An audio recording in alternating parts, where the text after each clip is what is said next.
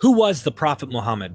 Who was the historical man at the kernel behind all the legends and myths that have developed over the centuries after his death? You're going to find out today from Dr. Sean W. Anthony, and he is a PhD. He is an expert in Islamic studies. This is what MythVision really, really capitalizes on. Expertise, going to the scholars and asking them, what is really going on? What really happened? And what are these stories? Are they really historical? Where are the myths and the legends, etc.?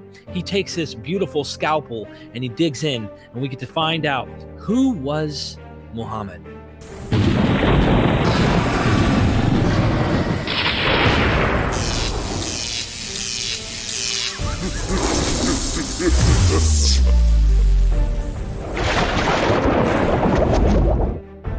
We are MythVision. Welcome back to MythVision Podcast. Your host, Derek Lambert. Today, I'm interviewing someone in the Islamic world who is a scholar. And man, did he write an amazing book. I highly recommend everybody go check it out. We have Dr. Sean W. Anthony. He has a PhD at the University of Chicago, as well as the University of Ohio State. And his scholarship focuses on early Islamic history and the emergence of literary traditions and canons of Arabic literature. Among his publications are Muhammad and the Empires of Faith, The Making of the Prophet of Islam, and that's in a University of California Press 2020, and Crucifixion and Death as a Spectacle. And he actually talks about that briefly in the book, that the recent book we're going to be talking about today. He is also the editor and translator of the Expeditions, an early biography of Muhammad by, and I'm horrible with names, is it Ma'mar? It's Ma'mar, yeah. Ma'mar, yeah. Ma'mar ibn Rashid? Rashid. Yeah. I'm trying. It's all right. No, it's all right. It's one of the earliest biographies of the Prophet Muhammad to survive until more modern times. This is a very important discussion because on my channel, we talk about, was there a historical Jesus? Well, consensus scholarship says yes, but also consensus scholarship does this. Well, what was he? An apocalyptic prophet? Was he a soothsaying Socrates type of philosopher? Was he a hippie? Was he, and there's so many Jesuses running around that you kind of go, okay, well, most of them say there's something there, a kernel, but mostly legend. So how do we know what he is? This book that you actually wrote does something of the sort. Muhammad and the Empires of Faith. This is what it looks like. And I'm going to go ahead and share, letting everybody see. This is where it's at on Amazon. You can go down in the description of this video. Make sure you get a copy. I swear on it. Now, you may not know all the tribes and all the names like I don't, but there's only one chapter that I was looking at and I had to skip some of these names. Overall, you're going to get information you're not finding anywhere else, and it's from a critical scholar. I highly recommend it, using a historical critical method and trying to figure out what is the earliest evidence we have for this man, or if I may say, the Prophet Muhammad.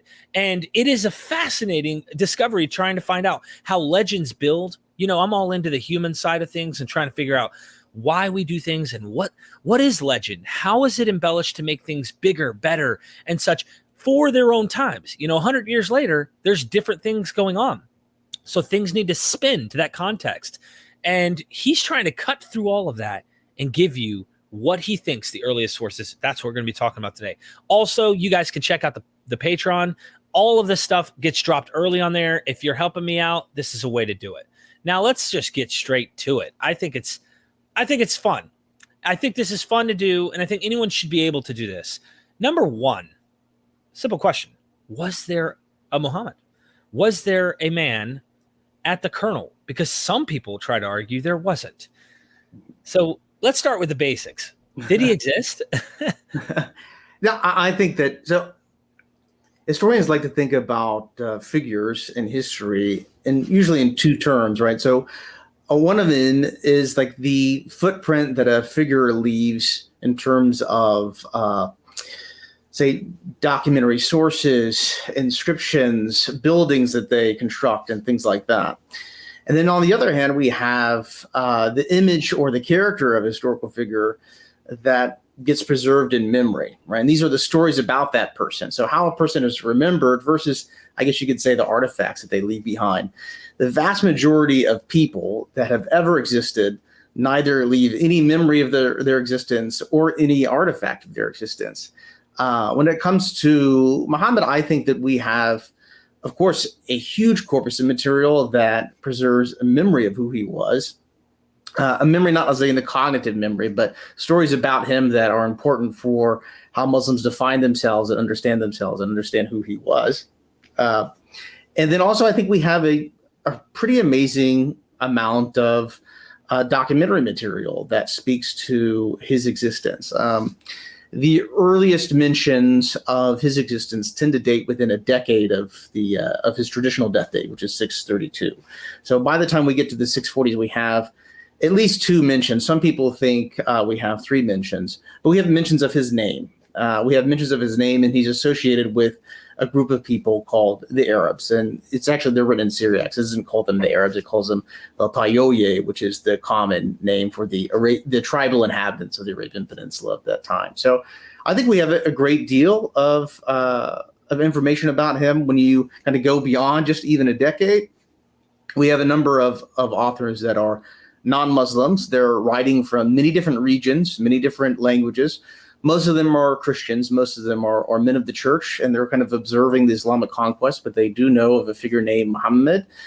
They do know that his leadership and his teachings are somehow behind the events that are transpiring, that they're the impetus for the conquest, and that it has some kind of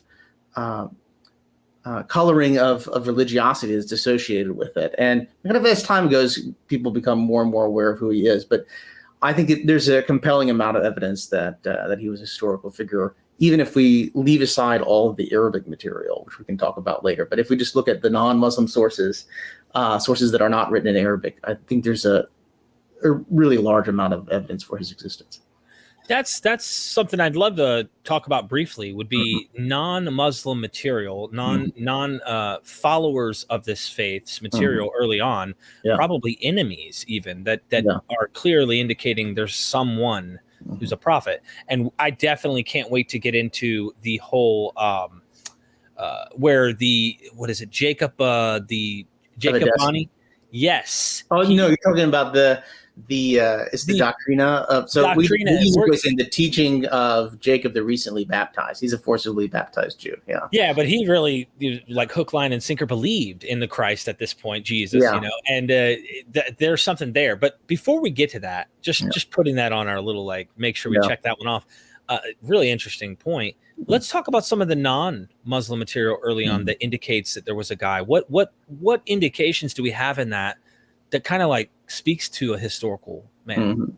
So one of the most interesting ones are, so when we talk about documentary stuff, all this stuff is written down, all of it's literary, but these are sort of like accidental references. These are references that are not remembered and reproduced by historical tradition. A lot of times they're just notes that people write down. These things could be as random as like a to-do list that you write on the back of a CVS receipt or something like that. So it's not that they're not ideological. It's not that they don't have limited perspectives, or like their horizons are not somehow something we have to take into account when we read them as historians. But they are kind of an intrinsic interest insofar as they're almost incidental, and they're accidental that they even survive. And my favorite example of this is actually written on a copy of 2 Gospels written in the Syriac language, right? So this is the Christian dialect of Aramaic, which is very widespread at this point in Mesopotamia and Palestine, the Levant in general, also Iraq, well, many places. But this guy has this copy of the Gospels, like a family Bible that you have laying around. And on the fly sheet, this is my book. A fly sheet is like the opening part of a book. You can see, like how, well, let me get it in the thing. You know how books have like these blank pieces of paper for binding? That's a fly sheet. And so what he does is he writes down events that are happening, extraordinary events that are happening. And most of that fly sheet is pretty gnarly. It's pretty chewed up. It's difficult to read, even if you have facility in Syriac, like scholars of the period should. Many of them do. And so when you go through and you look, you can't really tell what it's talking about in the beginning, but then eventually you start reading, you see a name that looks like the name Muhammad, Then you keep on reading, and then you get mentions of Arabs and Romans and conflict and battle, and then you see the name Muhammad again, and then you get a very familiar battle mentioned. This is the Battle of Yarmouk, and this is the decisive battle that happens south of Damascus that leads to really the definitive and decisive defeat of the Roman armies by the invading Arabs, right? And again, it's fragmentary, and it doesn't tell us a lot, but the dates are very recognizable. A lot of the events are very recognizable.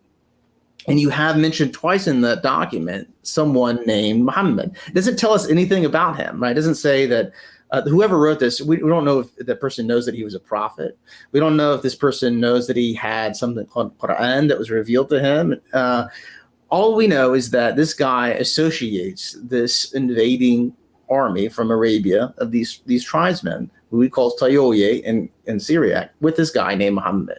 Right? So it's not very informative in the broad scope of things, but it's an extraordinary document insofar as it's really our earliest text to mention a guy named Muhammad that's associated with anything, and it's from within the first decade of the conquest. So, sorry, within the first decade of the Prophet Muhammad's death in 632. So it's an extraordinary document, and there's no, if someone's like, oh, this is not him or blah blah blah, you have to kind of explain where this name is coming from. You have to explain why he mentioned him and all sorts of other stuff like that. It's just a very early document. We don't have anything like that, for example. That's a really good point. Like, yeah, why would you mention that name? I mean, this is obviously some figure of prominence. You wouldn't even make there's thousands of guys in that battle. Why don't you mention Joe or Bob? I'm just being funny because obviously those are not going to be, but you get what I'm saying. Like, why is this guy? So this is a really good point. And that is how historical methodology kind of works. At the end of the day, this isn't empirical. You can empirically prove here's this bone, or, like we can't, you got to kind of, what expectation are you expecting? You want the guy's thumbprint? I mean, at what point are you going to stop and just kind of go, okay, there's probably really a guy here. Now, what did he do? Who was he, and how was he viewed in his life? That's the interesting question, because how the legends build. I mean, look, imagine Jesus, right? I do this all the time. This guy was not viewed as God. From all the scholars I talk to, they're like, no, the legends build him into this. But who was he? And this is just a great, great question. So any of the other sources you want to bring up? That I know that's one of the earliest ones. Yeah, so I think probably the one that excites me the most and is most fascinating to me is written by well, we don't really know who he is. He was misidentified by early scholars, this guy named Sabios. He's writing in Armenian now, but he has sources that he draws upon from basically the territories that are being conquered. A lot of people flee whenever there's a major kind of conquest. People are taken captives, people are enslaved, and there's a lot of times famine and things like that. So you get people that flee. And he's kind of compiling accounts of a lot of individuals' experiences and reports. And he actually is not just talking about the early Arab conquest, but he's also talking about an earlier war. It's a war between the Eastern Roman Empire and the Persian Empire that precedes the Arab conquest. So it's a very interesting history, but he writes it all in Armenian. And he gives us one of our first stories about the life of Muhammad. So it's not just a guy named Muhammad exists, I'm going to mention him and I'm going to associate him with these armies, but he tries to tell us a little bit about him. And so this guy that we now call Pseudo-Sabios, he's probably a member of the church in Armenia, the National Armenian Church. And he writes about this individual named Muhammad that was a traitor. He knows, supposedly what he worked as and how he made his living. And he mentions that this guy named Muhammad, he was learned in the books of Moses, and he united his people, the Arab people, under kind of one banner, telling them that they were descended from Abraham, and he gave them a series of laws. He lists some of the simple laws, like things like don't eat pork, don't drink wine. All of the rules that he lists, by the way, you can find them in the Quran. They're pretty accurate. And he basically portrays this individual Muhammad as a lawmaker, as a teacher, and as someone that brings the Arabs away from polytheism and into monotheistic belief, right? Interesting thing is, out of all of these things that he calls him, a teacher, a lawgiver, a person that received revelations from on high, he never really says, not revelation, but rather a command from on high. He never says that he's called a prophet, which is a little bit interesting. He leaves aside that little saying. But he knows about this religious figure, and he sees this religious figure as being the main force behind the unification of the Arabian tribes, and his kind of message and his preaching as being the impetus for the conquest outside of Arabia. The basic message that Muhammad supposedly preached, according to Sabios, was this, that, hey, you guys are the descendants of Abraham, just like the Jews. And now you, as the descendants of Abraham, have been given your rights of inheritance to the Holy Land. And so go in and take it, right? That's basically the message, is simply understood by Sabios. And so it's a very interesting account. He talks about a lot of other things besides the Prophet Muhammad and his history. It goes all the way up to the early Islamic conquest, to the point that we call the First Civil War in the 660s, where you have a son-in-law of the Prophet Muhammad named Ali fighting against the governor of Damascus, this guy named Muawiyah. So he has a lot more material in there. But it's a very interesting text insofar as he knows who he is, he knows how he earned his living, and he knows that he unites these Arabian tribes in order to become this force of conquest underneath this banner of, you are the sons of Abraham. And there's a command from on high that you now have to follow these religious rules, and so on and so forth.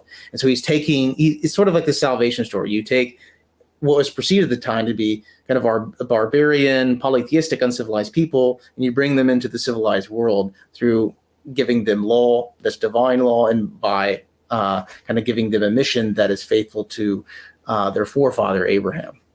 This is fascinating. I mean, what year do we try to pin on this letter? Because it goes into carbon dating. It goes into internal evidence. We're looking at this. We know he knows about the First Civil War, so it puts it after that sometime. Yeah. Where do they usually put that date at? Yeah. So there's a couple of ways in which we can date Sabios. We don't have a very early manuscript of him that dates to the 7th century.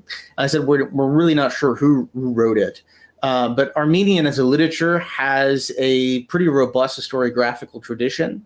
And so when you read later Armenian histories, or histories written in Armenian, and they talk about the life of Muhammad and early Islam, you can see kind of the influence and imprint of his account on those later histories. So you can sort of triangulate a little bit of that in terms of when it's written. So we know it's before all of those later Armenian chronicles. So a lot of those date from the late 8th century, for example.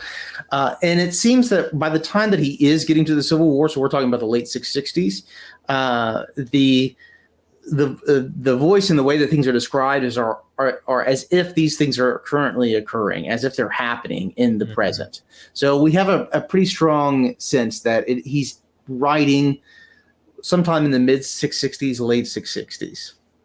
And for those who don't know, that would be like year 30 something. Yeah, this would be 30. This would be earlier than most gospels in terms, if you you take the death of Jesus, right? So, no. That's a really good analogy. Yeah. I think a lot of people who are watching this channel are more knowing biblical criticism stuff. Yeah. So one of the things about the calendar dating is in his book, you'll see he always references more of like an AD analysis, but right next to it, you'll see like in the teens or in the 20s or in the 30s. Yeah. And that's just indicating from the time that Muhammad died onward and his death. It's obviously a very important time for these people. So let's say it real fast, not the time that he died, but rather his Hijra. So it's a Hijri calendar. I'll explain it real fast if you want me to. It's yeah, please. I'm learning. So this is one of the things that's really fascinating. It's also interesting evidence for the life of Muhammad, in my view. This is more on the Arabic side. Is we almost because we're talking about an empire here, and one of the things that an empire does when it conquers a territory is you have the initial kind of plundering and things like that happens with any imperial conquest. But for something to remain a source of political power, a source of benefit to the new elite and things like that, you have to start collecting taxes. Like you want relative peace, you want trade to start going on, you want taxes to start coming in, you want fields to be cultivated, etc.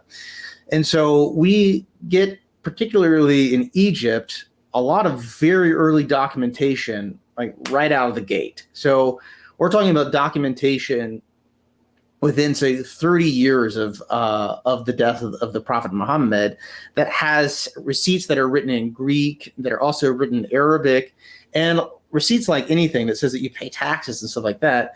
It always goes to some bureaucrat that wants to keep track of it. And so they keep track of it through multiple means. One of them is something that we call the indiction cycle. So this is the tax cycle, like how often you have to pay your taxes and stuff like that. But the other way is they use calendars, all right? And so you can use local calendars, you can use imperial calendars, and all sorts of stuff like that. And one of the extraordinary things that's used at a very early date is something that's called the Hijri calendar. So the calendar, in essence, begins counting in 622, all right? And so 622 is the date, or at least our calendar 622, is the date that the Prophet Muhammad leaves Mecca and arrives in Medina and founds his little city-state in Medina. It was called Yathrib at the time. And so that calendar wasn't created until later, so they kind of back project and they start counting backwards. And they say, okay, we'll start counting from the year that the Prophet goes from Mecca to Medina. The thing is that it appears very early on. I mean, we have the evidence of the use of this date in the 640. So it's very early that we start to get evidence of these numbers and things like that. So when you have dates like that to work with, you also have a sense of like, well, what's the significant event that starts people using a calendar, right? It's very hard to create a calendar, right? Think about all the momentous things in history that never really produced a calendar. Like we don't have a calendar beginning from the Declaration of Independence in this country, for example. The French, they tried to create a new calendar for the French Revolution, right? But it never really caught on. The Hijri dating is like one of those early things that are used to say like, this is a new era, and this is the way in which they self-conceptualize themselves as our era is so important that it really reshapes how people should view time, how you measure time. All time is measured not from, the Seleucids, but from the Hijra onwards, right? This is truly— What happened? What happened that made that impact? Yeah, so to me, I think it's the Hijra of the Prophet Muhammad. Like they think that really started a new epoch. And they so for our audience who doesn't know what that is, though, what is the Hijra? So Hijra means an immigration, okay? And so as the traditional biography of the Prophet Muhammad goes like this. So you have him being called when he's 40 years old. And that's a very typological thing. For those of you who are 40, who are not 40 yet, a lot of times in the ancient world, 40 was seen to be like the acme of your life, right? That's when you're like peak mind, peak physical condition, and then everything else goes downhill from there, which I can confirm. But anyways, he's 40 years old when the call came, okay? And then he starts to build a following, and the followers in Mecca, his hometown, they begin to be persecuted. All right, they're seen as a threat to local authority. Again, we're just doing traditional account here, and eventually that persecution gets so bad that life becomes very difficult.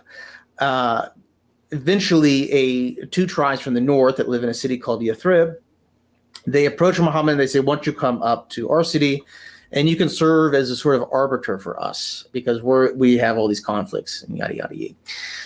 And so he says, okay, that's fine. And then slowly his followers start to trickle out of Mecca, like secretly.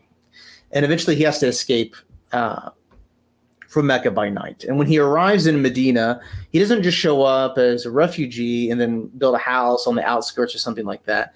He arrives and he establishes a sort of city-state. And that city-state has him as the main leader. So he's ruling over the two tribes that are there in Medina. He's ruling over the Jewish tribes that live on the outskirts of the city. And he's also ruling over his early followers that came with him from Mecca. And so that immigration is called the Hijra. It happens in 622, according to the early datings. And the people who came with him, who followed with him, were called Muhajirun, or the immigrants. All right. So this is where it gets really interesting. Yeah. Where it gets really interesting is when you have people describing the early conquerors by names, they use an array of names, right? When they say, oh, they're Arabs, they're this and they're that. You have to remember the people that are being conquered, they speak many different languages. They speak Syriac, they speak Greek, they speak Armenian, they speak Coptic, etc. And when they write about these folks, they're mostly writing about them in terms of ethnic stereotypes, right? So a lot of the Roman authors, for example, they'll call them Saracens. It's a very old Roman word for the inhabitants of the Arabian Peninsula. If you're writing in Syriac, a lot of times they call them Tayoye, which more or less means Arabian tribesmen. It comes from a tribe called the Tai, and then if they meet the Tai once, and it seems like everybody's the same tribe, right? And then some people call them Ishmaelites. Some people call them Arabs, right? Some people call them Arabians, right? So Arabs would be ethnicity, Arabian would be from Arabia. But after the conquest, we only get really one word that is not connected to ethnicity that outsiders call them, and it's not immediately obvious what it is. So in Syriac, it's mhagroye, and in Greek, my Greek next gets might mispronounce it like magaritoi. And scholars are like, what is this word? Right? This word never appears in Syriac before the Islamic conquest. It never appears in Greek before the Islamic conquest. As far as we can tell, this word comes from the Arabic muhajirun. So they're calling them immigrants very early on. We might be inclined to call it colonists, right? These are the people that come out. So the Hijra of Muhammad happens in 622 when he goes to Medina, right? But that's not seen to be a singular event that's never repeated. That becomes a model to be repeated in the conquest, right? So if you join the conquest, you have to do your own hijra, you have to do your own immigration, right? So you have to kind of recapitulate that action of the Prophet Muhammad when he goes. That's actually traditionally practiced now because of this, right? Yeah. So no, people don't practice it anymore. I mean, this understanding of hijra is gone. Like people, will really don't have an idea of it. I mean, there are some groups that are fringe and stuff that might have an idea that they should do a hijra like the Prophet Muhammad and stuff like that. But no one will call themselves, for example, the Arabic word muhajirun or immigrants anymore. Right. Like this was really just a part of the conquest. And there's a moment where they say the gate of conquest is closed. That is not conquest, the gate of immigration is closed, where you don't have to do immigration anymore. It's no longer a religious duty and things like this. But this is kind of a very key aspect of the early Islamic conquest, where you have to leave the Arabian Peninsula and you have to settle at one of the garrison cities. I mean, to get a little bit more into it, maybe I'd have to explain a little bit more about how the conquest works and stuff like that. I think we're going to get into a little bit of that because I think, and you're going to, I want you to correct me on anything I'm ever wrong about because I'm new to this and you guys are the experts. So I think there's a connection, and I'm big into eschatology. Like I studied Christian eschatology, Jewish eschatology, Second Temple Judaism, like extensively. I've had John J. Collins on. I've met him we've hung out for hours, and he's like really taught me a lot about this. And I have this really strange suspicion after reading your book that there is a serious eschatological motivation here. Not only the fact that it comes from the monotheistic Abrahamic faiths, but you are also looking at, if I'm saying the name right, Heraclius, or the emperor, who has this empire conquest and this idea that Judgment Day is coming. And I wonder if it's like, this is the competing version. We whooped your you-know-what by the help of God. Yeah. And they have a similar end is nigh, eschatological, the kingdom of God established on earth, more like the Jews rather than the Christian idea of like internal spiritualization, even though I think maybe some sects of Islam later type. I hope I'm touching something. You're hitting a lot. So there's a lot of, so this is a very rich time period for eschatological text. I mean, so one of the things I should say, a lot of things happen between like the closure of the New Testament canon and the rise of the early Islamic Empire. So one of the things that's interesting that happens is what happens to apocalyptic thought and apocalyptic thinking, right? Right. So one of the things that happens in this whole 7th century is we have really an explosion of apocalyptic texts, both on the Christian side and the Jewish side. For the Jewish side, it's really the only text that we have outside of inscriptions. There's one Jewish text called Sefer Zerubbabel's from the Bible, the book of Zerubbabel, and it seems to be more in response to the Persian conquest of Jerusalem in 614. So that happens before the Muslim conquest of Jerusalem, which happens around 637. And then you have another Jewish text that's written in response to the success of the Arab conquest and seems to be highly sympathetic to it. This is called The Secrets of Rabbi Shimon ben Yochai. And then you have these series of Christian texts that are extremely numerous at this time period too. But one of them is extremely influential. I would probably say outside of Daniel and the revelation of John of Patmos, it's probably the most influential apocalyptic text that was ever written. Is called the Apocalypse of Pseudo-Methodius. And it was immensely popular in the wake of the Arab conquest, but it also gained a lot of influence in medieval Europe and Byzantium and stuff like that. So Wow. This is a genre that continues to kind of evolve and be popular. I mean, they give you kind of a modern example. People always recognize the importance of like the OG apocalyptic literature, like Daniel and stuff like this. But when a new model comes into town, it becomes very popular. I mean, a modern example would be like Hal Lindsey's The Late Great Planet Earth or something like that. Or, like people or the idea of the rapture, right? The idea of the rapture has no biblical basis, has no basis in like the patristic literature, has no basis in medieval Christian thought or whatever. It's a purely modern idea. And once it kind of captures the imagination, though, it tends to have staying power. There's a lot of stuff like that tends to happen in apocalyptic literature here too. And of course, we have the Islamic side of things as well. This is pretty prominent in the Quran as well. Like the end is nigh, is coming. There's going to be great destruction. But the question is, what is God going to be doing before all that happens? And what does He want us to do before that happens? Right. And for those that like to use the apocalyptic and eschatological frame for understanding the conquest, I think I'm all for like multiple explanations. I like the pile-on explanations, right? It's usually not one anyway. Yeah. You see multiple lenses, right? And so the key thing for them is, what is the significance of the life of the Prophet Muhammad as early followers in sort of God's plan, right? So the whole moral arc of human history as planned by God. Like, are we towards the end? Are we towards the beginning, right? And also, what does He want us to do before the day of judgment arrives? And it seems to be that their idea is that, well, God is going to be using them as sort of this as part of His dispensation to do some kind of mighty work with the children of Abraham before the day of judgment, right?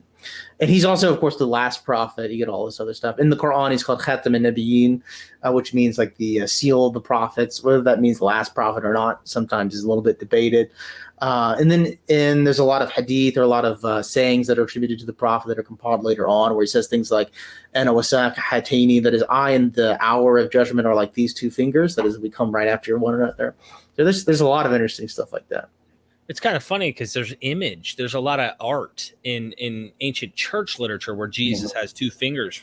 Yeah. And I kind of wonder. Yeah, it makes me think. And I mean, maybe I'm having parallelomania. I just kind of wonder if there's something there. But there's so many things, and I want to try and chip away at them. I hope we can get through them in this episode. But there's just so much you wrote on. I'm really in love with this book you wrote. I highly recommend everyone right now get the dang book. Let's chip away at a few things before we get into the doctrine of Jacob or the Doctrina Jacobani or something. That's what weird thing about it. So this annoys me about. So this is about patristics and things like that. They take Greek text and they give them Latin titles, and a lot of times the Latin titles have a J in them, but Latin doesn't have a J sound. So you never pronounce the J. So it's Jacobi. You never pronounce the J in the Latin title. So anyway. Right. I just have this one question, and this is a can of worms, I know, but why do we think the Quran is as early? Like the way that you've shaped the book was already kind of has this assumption. You're not even making a case to say the Quran is early. The question is, you're assuming it already. And there's probably plenty of reason I'm not aware of as to why all scholars across the board just go, no. We know this is early literature. And the reason I ask is because the traditional framework, when I was talking to Shadi Nasser, I'm trying to say this correctly, correct my understanding. He was kind of giving the implication that the tradition of how the compilation, like somebody's going out there, they're looking for it on leaves and flat stones, and and the prophet himself wasn't even saying, collect the Quran. Like, we need to have this compiled. So the traditions kind of has conflicting narratives on how this is to come. Why do we trust it's early first, if you don't mind? So, okay, the first thing I'll say is, so we have stories about how the Quran was compiled, right? And we more or less can take them or leave them. If you want to date how early those stories about how the Quran was compiled, using kind of modern source critical methods, we more or less get the idea that it was first articulated, not necessarily written down, but articulated by a scholar by the name of Ibn Shihab Zuhri, who dies in 742. So it's probably something that was a story that was going around before he died, right? He probably didn't come up with the story on his deathbed, right? So he probably taught the story multiple times. So whether we take or leave that account is one thing. We don't really need that account to kind of determine that the Quran is an early text, however. And one of the things that's rather extraordinary about the Quran as a text is that we have a very large number of early manuscripts, especially when you compare it to sort of the number of manuscripts that we have for the New Testament and things like that. So there's a lot of reasons behind this. One of the reasons is that the early Jesus movement and early Christianity, I mean, they didn't have an empire behind them, right, in the first place, whereas the Quran did. But also one of the major issues is that if we'd have a very early copy of the New Testament or a book of the New Testament, it would have to survive 200 years as opposed to 1,400 years, which is still an extraordinary long amount of time to survive. But still, we have many more copies. So a large number of these copies are absolutely dated. So absolutely, by which I mean use kind of chemical methods to date them, radiological methods. So use radiocarbon dating in order to kind of determine their approximate date. And so multiple manuscripts have been radiocarbon dated to the 7th century. And so these are all probabilistic. So we don't have the ability to have a really high resolution idea of like, oh, someone wrote it down or made it in October 654 or something like that. But there's nothing in the calibration, to the best of my understanding, of the radiocarbon dating that would say affect its dates to put it, like say 200 years later or 100 years earlier or something like that. And then also when we use comparative codological methods to kind of compare Quran manuscripts, we can tell that they're genetically related. So what do I mean by that? So take, for example, any book that has been published multiple times. The first time a book is published, it's going to have kind of errors, typos, and things like that. And so a lot of times when you have a second or a third edition of the book, you'll have kind of either expansions, corrections of typos, and things like that. And say if someone took off the page that said what date it was printed, you could compare the text and you could determine which one would be earlier by comparing the different versions, right? And so we can do this more or less with Qur'ans too. We can compare all the different texts of the Qur'an, and we can look for the differences between the verses and the surahs and things like this.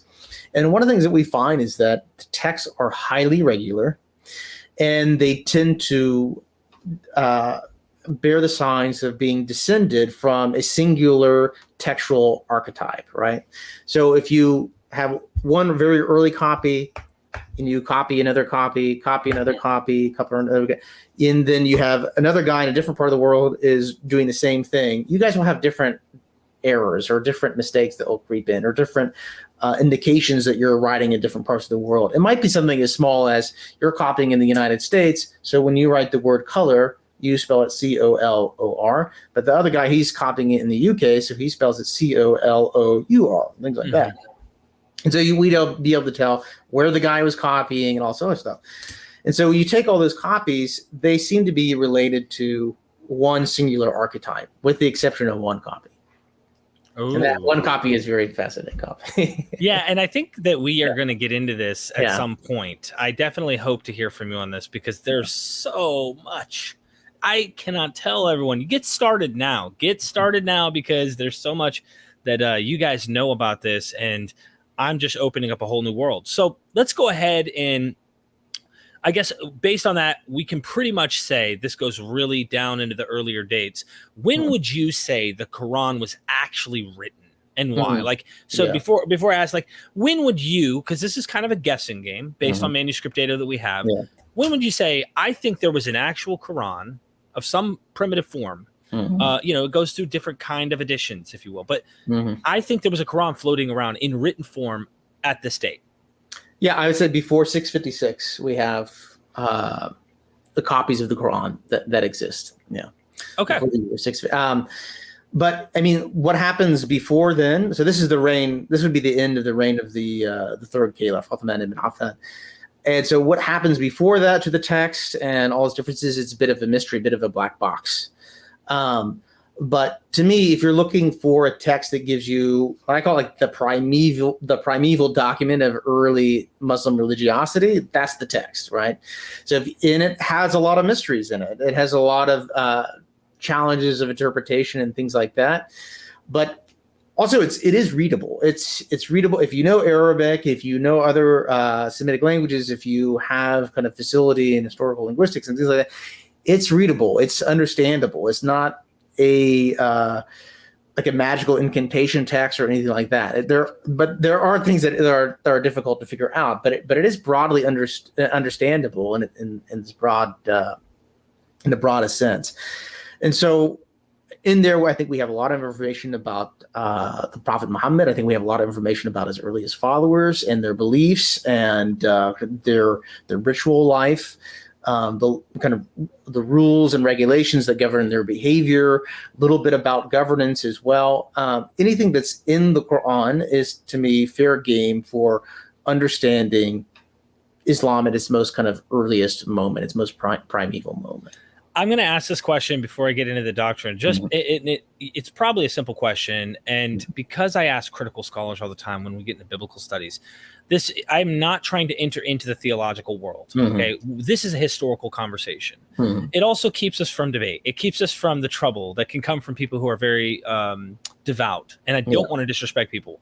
But I want to say this just because I feel like a lot of people are going to watch this. Hearing from a scholar makes a lot of sense. As a critical scholar who's viewed the material, a Christian, I'll give you an analogy and then just kind of toss it over here to the Quran for a second.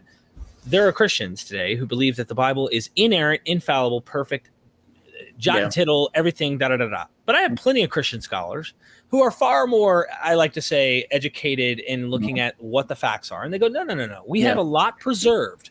We have most of the stuff is there of what was there. But making it magical, making it perfect, everything is jot and tittle exactly like the New Testament should be. Now we put the Quran in the picture. As a critical scholar, would you also equate that? Would you say, I mean, maybe they're not identical because there's probably better preservation for the Quran. You already have an empire backing it. You already have there's not like weird fringe. Maybe there are. I don't know. I'm throwing it out there. There's you got Gnostics. There's weirdos. There's weirdos. Okay, so so to put a simple yes or no, I guess, is, and you don't have to elaborate if you're not interested, is it preserved the way that traditionalists act like it's preserved? Yeah, I mean, this is the thing. I'm getting you into trouble. It depends on who you have in mind, so I think that I'll put it this way. So when we have looked at the earliest manuscripts that exist, and we've looked at how, say, they differ from, say, a printed Quran or something like this, there is the history of Muslim philological scholarship on the Quran, and the history of it is formidable. I mean, it's a beautiful tradition. Right. I use it kind of daily in my work, and I'm continually impressed by the work of the scholars, both in the formative, classical, medieval, whatever, all the periods. There's very few things I think that they would necessarily be surprised by if they are specialists in that field, right? But I would say there's a lot of things that everyday believers would be surprised by. Yeah. And you articulated that fine. Yeah. I really do appreciate that. Yeah. You don't have to say anymore because that it's, to me, even more beautiful not having that very flat one-dimensional understanding. It just shows creativity in the humans and the minds of these people who are trying to continue a tradition. So to me, that's fascinating. Okay, moving on so we can get out of the theology for a moment here. Interesting book. I'm going to try and pronounce it. Doctrina Jacobi. Jacobi. This book, the way I had it written in my notes here to make it simple, this forced baptized Jew named Jacob is not only now convinced of his forced faith, but his friend relays a message that this so-called prophet, as he calls him, so-called prophet, has no truth, but only the shedding of men's blood and him having the keys to paradise. And I'm going into like multiple pages of your book, condensing this whole thing and just pointing out what he's saying and then getting into the conversation with you, are actually eschatological rather than Petrine parody. We'll go into what that is and what's going on in the debate there. Could this be an early clue to jihad and paradise? And how much did Persian Zoroastrian teachings of apocalyptic thinking play a role in Muhammad's life? Woo, a lot there. How do we begin this conversation? Yeah. Okay, so first I'll tell the story. So this book, it's called The Doctrina Jacobi, the Recently Baptized, right? The setting is in North Africa, right? And it happened, the setting occurs amongst a kind of community of Jews that are basically traders. And this guy, Jacob, is a trader. He's not a native of Carthage, it seems. At least he was just recently on a trading journey. I can't remember if he's a native there or not, or where he's from. And he basically takes it upon himself to try to convince his fellow Jews that having been forcibly baptized, they should be kind of grateful that the Romans forcibly baptized them, because now they're going to believe in the true religion. Right. And it's an interesting text insofar as he goes through very popular kind of Christian proof text, and he answers Jewish objections and stuff like that. And he's very successful. And then suddenly, interstage right, a new guy comes in. His name is Justus, and he's like the most formidable debater that Jacob has faced at this point. And he gives him a real run for his money, but still Jacob wins in the end. He wins the debate. And when Justus is kind of admitting that he won the debate and that, we should all be happy to be Christians, he gives this really small anecdote. And this happens at the end of the text. The text is not is one of these texts, again, it's not purposefully about the Prophet Muhammad per se. Right. And he says, I'm kind of scared that if we remained Jews that didn't believe in Jesus as Messiah, we would be able to be deceived by Satan when the Antichrist comes. Because this is the thing that they're really scared of, is that, what if the Antichrist comes and you end up becoming one of his followers and then you're damned forever? All right. And the example that he gives of this is this prophet that has appeared among the Saracens in Arabia, right? And he speaks about talking to someone in Palestine that named Abraham, that has heard some rumors about him, and then Abraham kind of comments upon him. And he says interesting things. One of the things he says, that he's not a real prophet because he comes with a chariot and a sword and things like this, which is a weird comment to me because, like, Moses was a warrior as well. But there's plenty of warrior prophets. But in any case, he also has this really interesting saying that he's preaching of the coming of the Anointed One, which means the Messiah or the Christ, and that he claims to have the keys to paradise. So that's a key word, paradise, not the kingdom of heaven or something like that. The keys to paradise. And he says that's an absurd claim, is what he says. And so the major issue that we run into with this text is the prophet appearing in Arabia, is that actually the Prophet Muhammad that's being referred to, right? So I argue yes, that it is. I try to make my best case. The other thing is that the two teachings that are mentioned, they're not really very prominent in typical Muslim dogmatics as you think about it, right? There's like when people are like, what do you believe, and blah, blah, blah. These are not really prominent features. You can find parallels of them. So there's a hadith, the saying of the prophet that's attributed to him, where he says, like, for example, the Shahada or the confession of faith, to say there is no God but God and Muhammad is the messenger of God. This is among the keys to paradise. paradise literally means a garden. So this is, if you want to think in terms of eschatological terms, Eden is a garden, and then heaven is a garden as well. That's why it's called paradise. And so in Arabic, it's called Jannah, which it just means garden too. So maybe that's what he's talking about, maybe not. And then you have this other issue about the coming of Jesus. The Quran, this is a bit debatable. I'm one of those that thinks that the Quran does allude to a belief in the second coming of Jesus. And so I talk a little bit about that. But whether or not it's talking about the second coming of a Messiah, a Jewish Messiah, or the second coming of Jesus is a little bit unclear as well. And so in that chapter, I try to say, like, is this really an accurate portrayal of the beliefs of the prophet? And I kind of argue, yes, it is. And the main example I do is this keys of paradise thing. And I try to explain where someone would hear something like this and where it would come from. So the keys to paradise could be misunderstood as the keys to the kingdom of heaven. This is an apostolic metaphor. St. Peter is said to be given the keys to the kingdom of heaven or the kingdom of God by Jesus, and that's usually understood as a marker of apostolic authority. If you look at the iconography of Peter, and really of apostles in general, but especially Peter, you'll often see him holding keys, and those keys are to open up the gates of paradise through kind of the message of the gospel to kind of believers, right, and Christians. And so the question is this author just describing him in an inauthentic way that's parodying him by using Christian metaphors? Or is he literally using a metaphor that comes from the Quran, Islamic tradition, or something like that?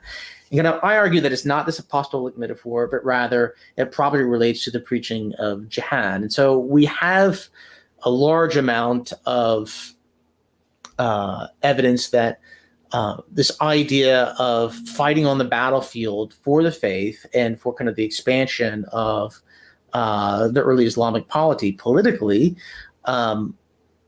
was that you had this belief that would give you access to paradise, right? Die on the battlefield, you gain access to paradise. And so I connect it to a lot of the early evidence for that. And there's a lot of early material for that. Yet some of it's in the Quran. It's a different metaphor that's used in the Quran, but a lot of that is written on early epigraphy as well. Yeah, you mentioned in your book, I'm trying to find that exact spot where one of the guys, I can't remember if it's someone who quotes him. I'm trying to scan through here right now, where he literally is saying, if you die in battle or something to do with that, you're gonna go like straight to paradise. And he's the Umayyad general, right? His name's Yazid ibn Abi Sajjad, or Ibn Sajjad, I think. Where he says it very clearly. It's part of like the early preaching. It's how he's kind of rousing his troops in order to fight valiantly on the battlefield, right? So if you fall, like, you have heaven waiting for you.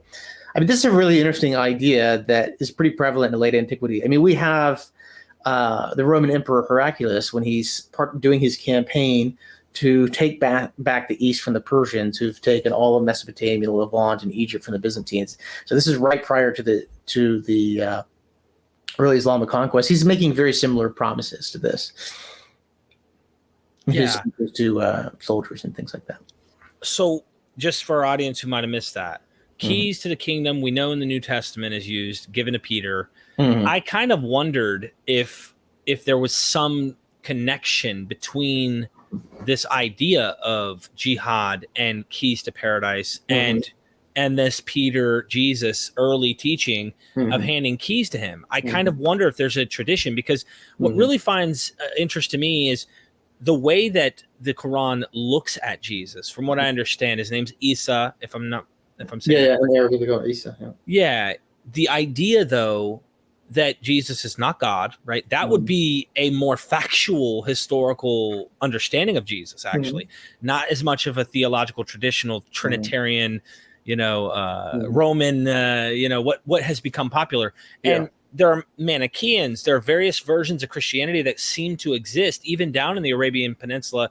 There's constantly trade, things like this. So I'm wondering about the development of this in early Islam and Muhammad's life. He's probably being impacted by Jews and Christians in some way, but also has his own potentially pre-Islamic Arabic cult practices that are in the region, and he is finding a way, if this term's correct, syncretizing all of this in some way, connecting people under one umbrella as an empire, and saying, Christian, okay, to some extent, here's the thumbs up. Jew, okay, to some extent, thumbs up. All right, you guys are circling Kaaba, if I'm saying that correct. We all of us can come together under this, but we do need to acknowledge there's only one God. And so this eschatological understanding, combined with the fact that he's an empire, it's a different time. Maybe I'm conflating 700 years here, and I shouldn't be, but I'm wondering if that apocalyptic thing is true, because Judaism has it, but also early Christianity and potentially the apocalyptic teacher Jesus had this, which is why I think Muslims, and I'm speaking for them here, even though I don't ontologically believe these things, are seeing early apocalyptic tendencies of Jesus. I did not come to bring peace, I bring a sword. And they're connecting these dots to their empire conquest, Muhammad, and seeing these connections. I just wonder, hey. So there's a couple of things. So first rundown on everything the Quran, basically the things that the Quran says about Jesus, right? So when it comes to like who Jesus is and things like that, it's really striking the number of things that the Quran affirms about him. Right. And then it's curious the things that it chooses not to affirm about him. And some things are a little bit ambiguous. All right. So one of the things that's fascinating is that Jesus is considered to be born of a virgin. He's born without a father. He's given a revelation called the Gospels, in Arabic, the Injil. He's sent to preach to the Israelites, not to all of humanity. That's the key idea. And he is also a miracle worker.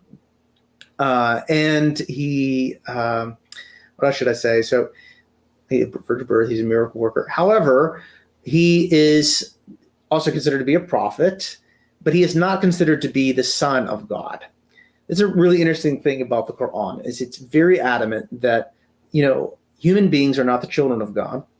God has no sons. He has no daughters. And that's not even a metaphor that would be used. It's a metaphor that's mocked pretty openly in the Quran. And it's kind of rejected very strongly. This is something that is more or less without precedent in the Christian tradition of the era and even really before. So it's very common, for example, to say like, oh, Jesus is not God the Father, or Jesus is maybe the first creation of God and things like this. But to take this kind of radical move where you say Jesus is not the Son of God, that in order to do that, you have to take this radical step against the New Testament and all of the known forms that we have. Right. Which makes me think of there had to be a rabbi in his corner or something. Yeah.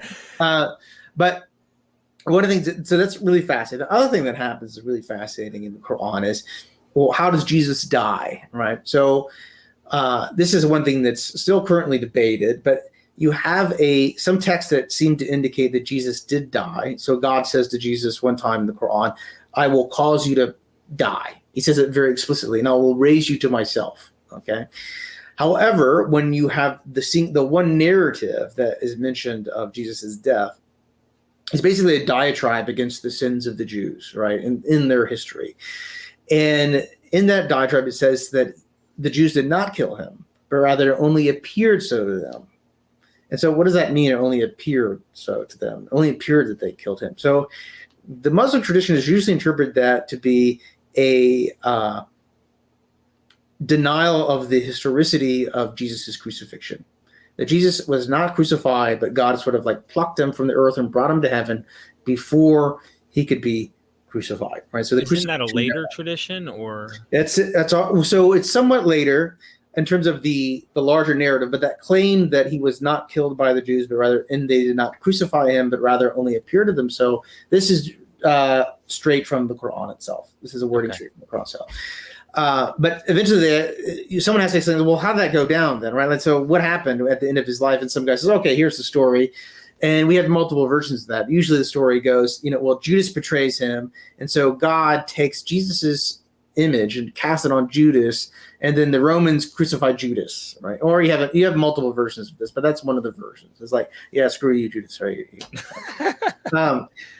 But so the idea there, so he's in heaven, and then so the question is like, well, isn't he going to die and all this other stuff? And so the ambiguity comes to, when does Jesus die? Does he ever come back and stuff like that? So the Quran itself also says that Jesus is ilmun lisa'a, which can mean knowledge or a sign of the hour of the end of days and things like that.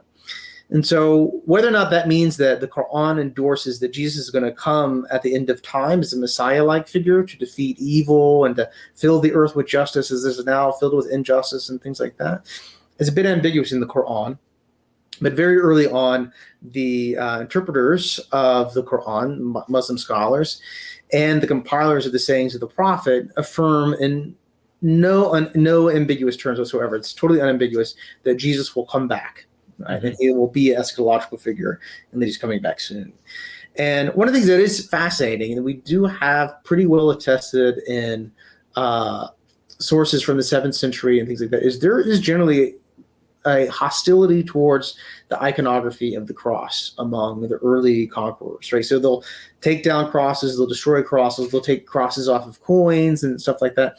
In general, there is not sort of an openness to the symbol of the cross or an embrace of the symbol of the cross, even though there are some interesting ambiguities there. I was going to say, I've seen some iconography on actual, like we have pictures from Barbara something. She's an Islamic scholar in Germany who had to have her work translated. I was watching and reading, and there's some images on some mosque that go way back archaeologically, and we're like, wonder if, you know. So there's a couple of things going on there. So some of these things are, so we do have inscriptions and things that are built for caliphs or commissioned by caliphs. And sometimes that we have crosses that appear on them.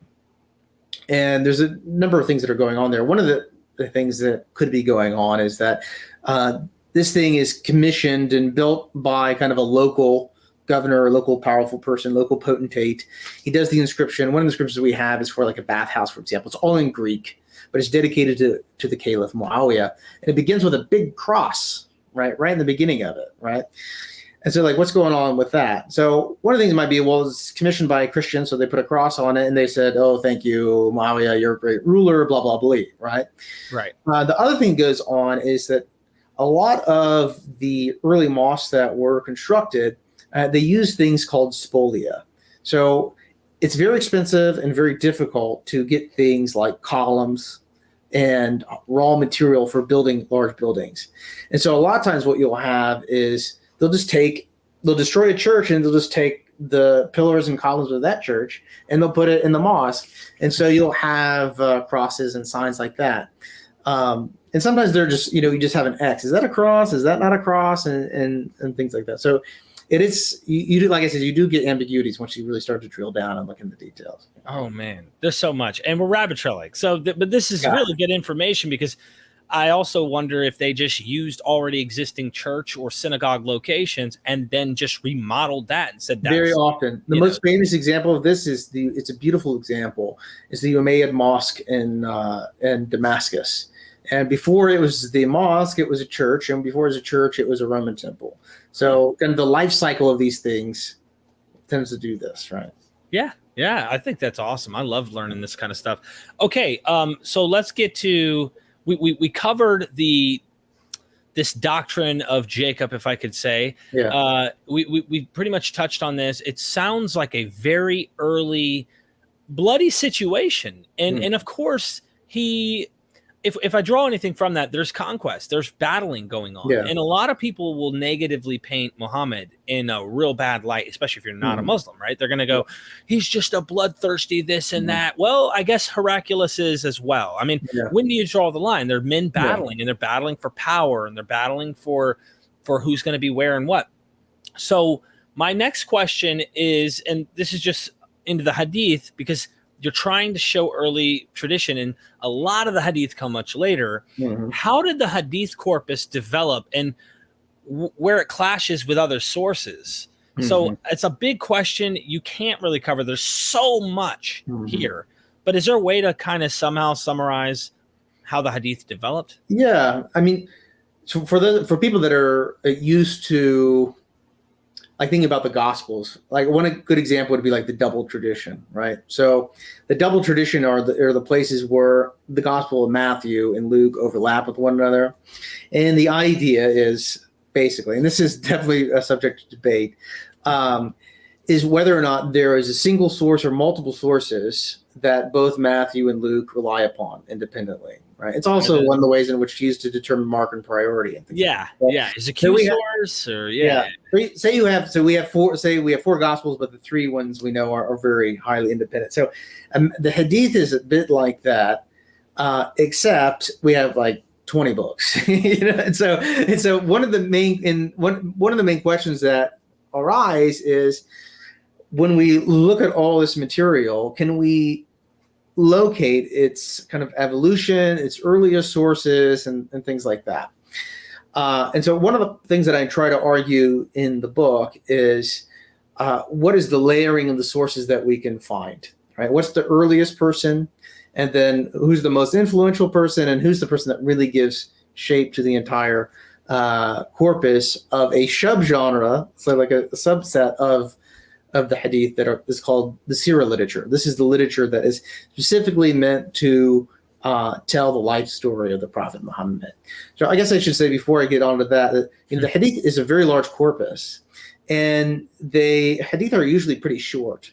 Like I gave you one example earlier on where the Prophet Muhammad says, I in the hour, that is the final hour, we're like these two things, these two fingers. Like we're one right after another. That's a very short sentence in Arabic. It's just ana wa sa'a kahataini. I in the hour is like two things.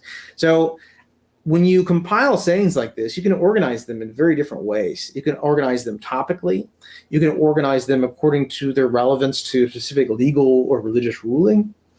You can organize them according to the name of the person that transmits them, right? And so all of these books that survive, they're organized in all these different ways, right? And one of the ways to organize them as well is to organize them in a single story. And so you tend to take the longer stories and put them one right after the other. And so the question that arises is, okay, who are the big architects of arranging these stories like this? And what was their agenda? What was their view? What was their, how did their kind of place in history shape how they arrange this material? And what's the earliest person that we can find that does this? So I argue the earliest person that we can find that does this is a guy by the name of Urwa ibn al-Zubair. We have some letters written by him, between him and a caliph. And he is the son of a prominent companion of Muhammad. Like, think of like he's like son of like one of the sons of Zebedee or something like this. And also he is the nephew of one of the Prophet's wives named Aisha. Okay. So imagine he's the son of Zebedee, and he's the nephew of Mary Magdalene or something like this, right? So this is the type of figure how he's placed historically. And we have very few, like a very skeletal outline of the Prophet Muhammad's life from him. Like not a lot of material. Some of the stuff is very short, very pithy. And then we have a person after him named Ibn Shihab az-Zuhri, who dies in 742. He's extremely influential, and we know that he was working at the court of the first dynasty of caliphs named the Umayyads, and that he was one of the people that were most important in terms of writing down this corpus of literature called the Hadith. Beforehand, it had to be transmitted orally and learned orally. After they that, fought against that, right? There was a big, so that's something that I don't know about. It's controversial when you start writing it down. Okay. And this is the thing that's interesting. Even after it's written down, it's taught orally and learned orally at the same time that it's written down. So you shouldn't think of it as a exclusively oral literature. You should think of it as a hybrid literature, right? So the idea is you have a book that you yourself use as personal notes for memorizing this literature. But when you read the literature and when you learn the literature, you haven't really learned it until you have memorized it, or until you have learned it from the scholar who compiled the book. It'd be sort of like this. It'd be like me saying, like, you can't really teach the book that I've read until I personally dictate to you every word of my book, and then you dictate it back to me, and I make sure that you get it correct. And then and only then can you transmit my book. You can't just take my book and hand it to somebody. Right? It has to be through these kind of social networks. And so Zohar is this key figure, and then the big giant of them all is a guy by the name of Ibn Ishaq, right? And the reason why he's the giant is because he's kind of chosen by a new dynasty of caliphs that rise to power in 750 called the Abbasids. And they say, hey, you're going to write the history of our community from beginning to end. You're going to start with Adam, and you're going to go all the way up to the era of the caliphs. He's the Joseph Smith of, or not Joseph Smith, Josephus. I don't know why I came up with like Josephus would be a good Josephus. example. Or I would like to think of him as like a Eusebius as well. He's very much like a Eusebius. So all of these guys, however, none of their corpus really survives. All right, and it doesn't survive independent. We have papyri, like sections of their stuff, right? Like a papyrus of like one page will survive here and there, but mostly we gain access to their material only through quotations and revisions. I want to call it's not revisions, most of like epitomes. So like you write a shorter version, and like one of the problems is because these books were large. And they were writing in a time in which paper was not yet invented. And parchment and papyrus was very expensive for everyday people to use and to write. When you write a multi-volume work, it's very expensive to reproduce it and to keep it and for it to survive.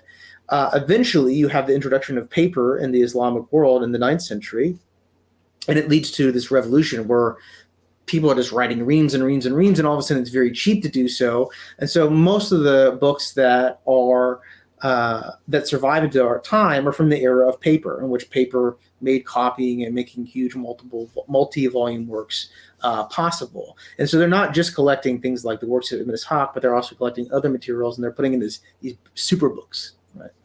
And it's the elitists who are obviously doing this too. You talk about the higher up to the top. Yeah, so this is interesting. So this is not in the book, but almost always these are people with close connections to the court, right, in some way. And they're always connected to the ruling tribal elite, right? And a lot of times they're if they're not Arabs themselves, they're kind of social climbers, right? So they're keen to learn Arabic, assimilate to the culture of the Arabs, and assimilate to their religion, to be more or less more royal than the king in order to kind of climb the social ladder. But just recently we have it's not published yet, but someone has discovered a very early seerah that is contemporary with Ibn Ishaq that was not patronized by a court. And so I'm kind of really looking forward to translating that and working on that here in the near future. But I mean, we do have a lot of materials that is connected to the court, but a lot of materials that aren't connected to the court. I mean, it's really hard to communicate how vast this material is. I don't know if you've ever seen like the compilation of the church fathers in Latin and Greek on a bookshelf or something like that, or the Talmud on the bookshelf. Yeah, it's bigger than that. That's how large the corpus is. So it's a lot of work to sift through. But if you like source criticism, really, really like it, it's a dream. Yeah. Obviously, I have a different epistemology, of course, but that would be why I like critical. It's kind of my motivating factor is getting to the bottom of what's probably going on. Yeah. I like to cut through tradition because tradition always becomes it's an image. It's something people can admire, and it's something they look up to. But I was someone who was a traditionalist in the sense that I believed in the package deal of Jesus. An Orthodox Christian would look at me and go, you never really knew what Christianity was, because I came from more of a fundamentalist background. And then I became Reformed Calvinist. I was a Presbyterian, all that kind of stuff. But I like to get to the bottom behind all that, because now I know, I'm like, okay, I know how all of this works. If you go to an Orthodox Jew and you ask him about the Torah, Tanakh, you ask him about the scriptures, they're going to tell you what the Mishnah, the Talmud, they're going to tell you what the tradition teaches. And then you've got John J. Collins, and you've got critical scholar, and like Francesca Stravacapoulou, who just wrote a book called God and Anatomy, which I'm looking forward to interviewing her on.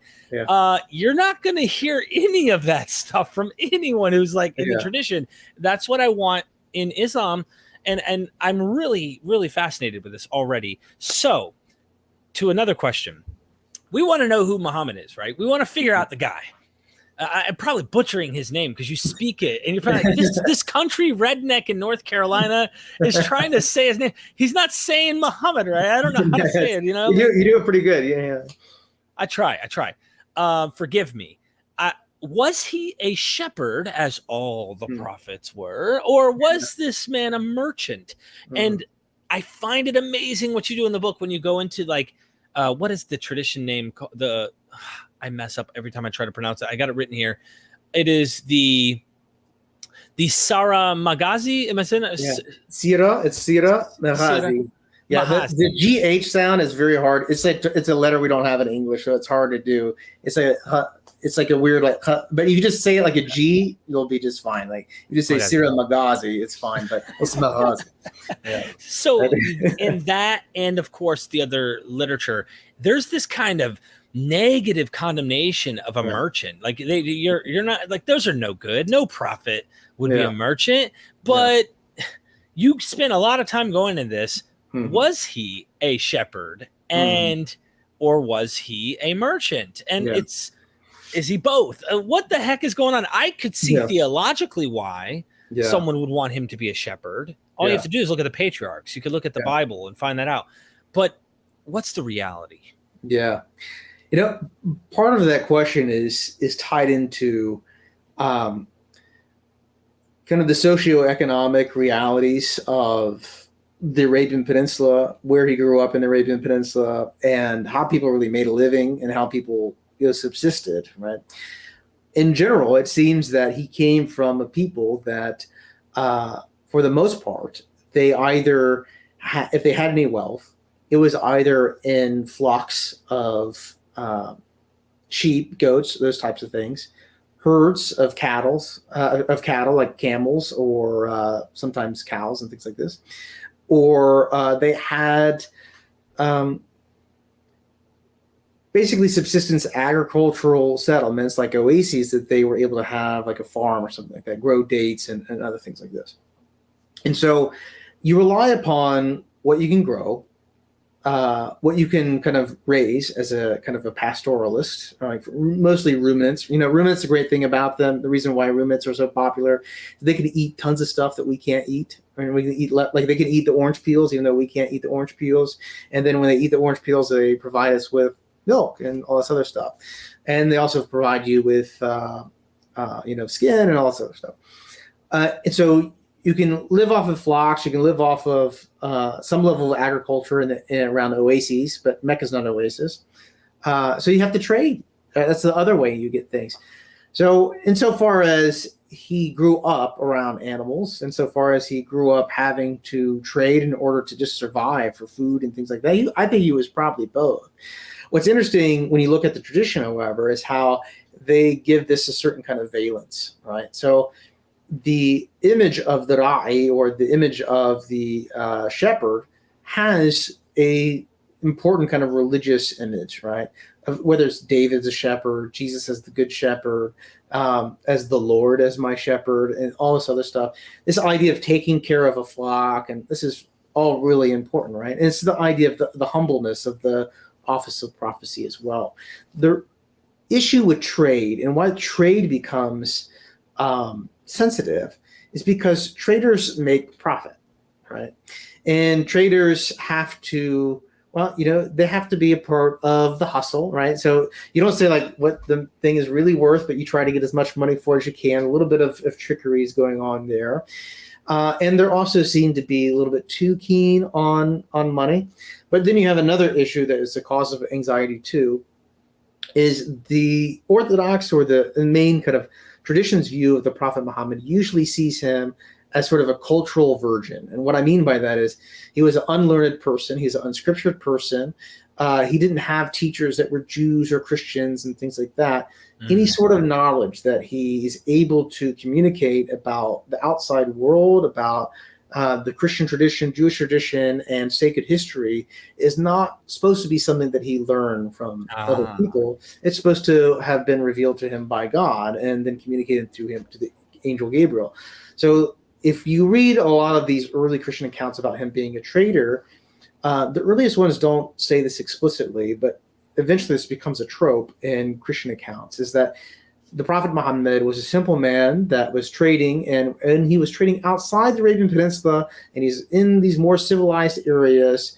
he started to become intrigued by the Christians, and he started becoming intrigued by the Jews. And he was like, well, tell me a little bit about Torah. Tell me a little bit about the Gospels. And once he began to be exposed to this religious ideas, he took those back home and he kind of concocted his own kind of story.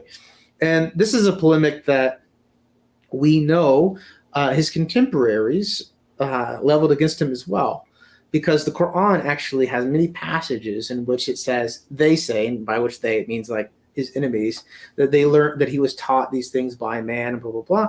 And then the Quran has this kind of very, strident and trenchant response saying that this is not possible. The Quran is in Arabic, right? If the Quran's in Arabic, then how could he have learned it from a Christian? Because there's no scripture in Arabic, and he's not, so you have this kind of idea that the fact that the Quran is written in Arabic and it's in the language of his people is a marker of its authenticity of a revelation, and the fact that it's not dependent upon, say, Syriac or Hebrew or anything like that.